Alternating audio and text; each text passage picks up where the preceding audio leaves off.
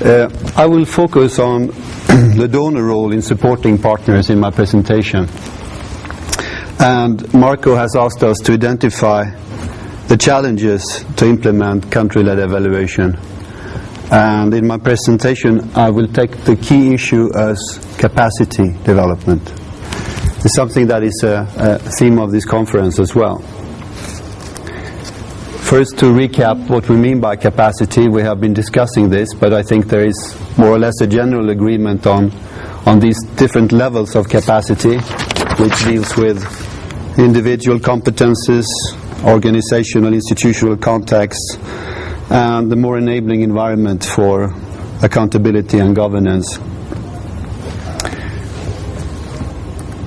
We have looked at a number of studies that have discussed and analyzed evaluation capacity development, and this is part of the knowledge base, and I think the publication that Marco has edited and it's being presented here is one of the key elements in this knowledge base that we have today about what we know in supporting the capacity development in evaluation.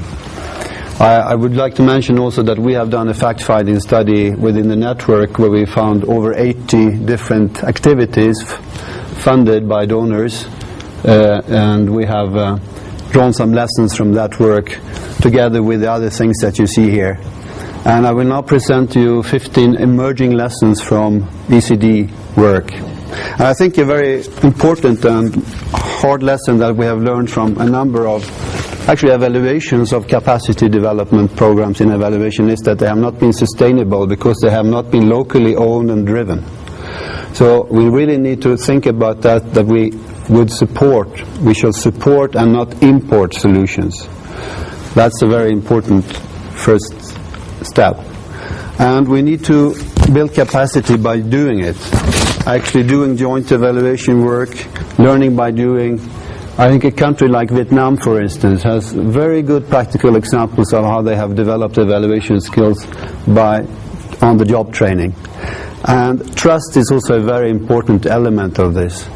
I think we have a practical example in this in the evaluation of the Paris Declaration first phase, where the evaluations at the country level were led by a local steering group. They were conducted with local procurement, with local consultants, and that trust actually enabled us to have a very good quality and good evaluations, which we could then draw synthesis results